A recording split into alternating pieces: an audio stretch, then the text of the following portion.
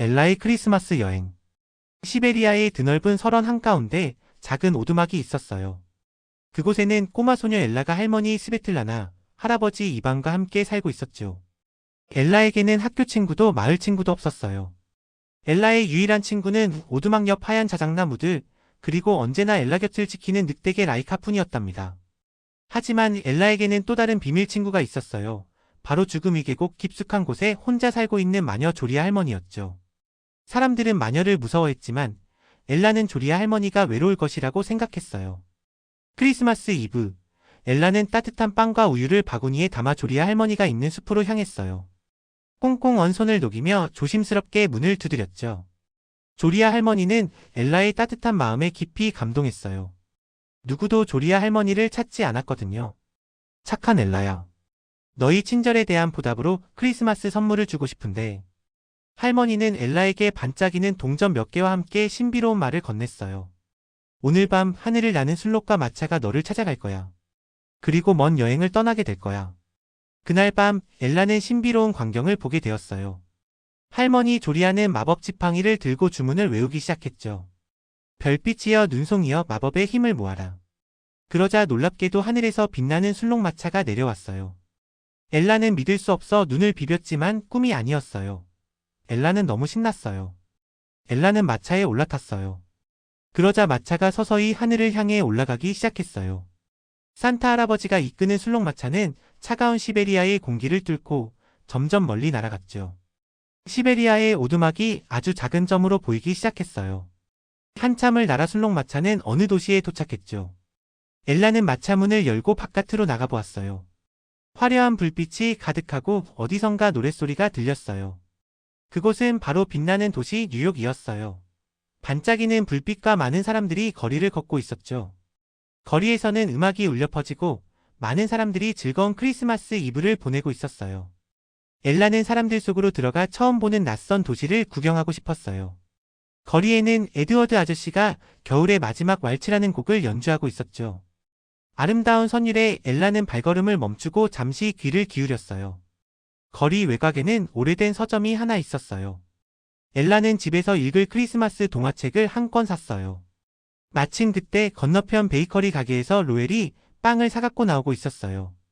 로엘은 소박하게 혼자 보내는 이번 크리스마스가 너무 행복하다고 말했어요.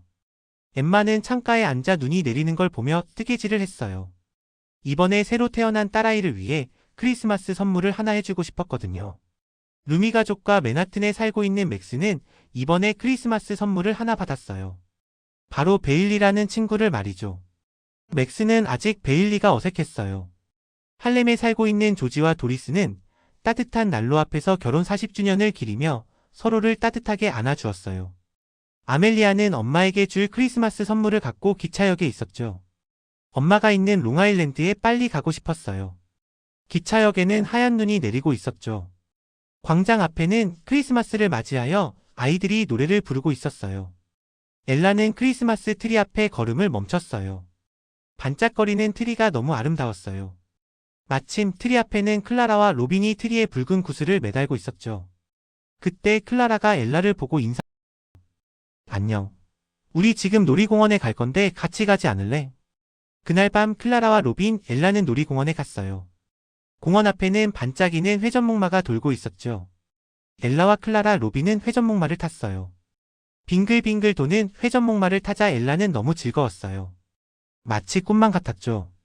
시베리아 설원에서는 상상할 수도 없는 일들이 엘라에게 벌어지고 있었던 거죠. 엘라는 솜사탕을 먹으며 생애 가장 신나는 크리스마스를 보냈어요.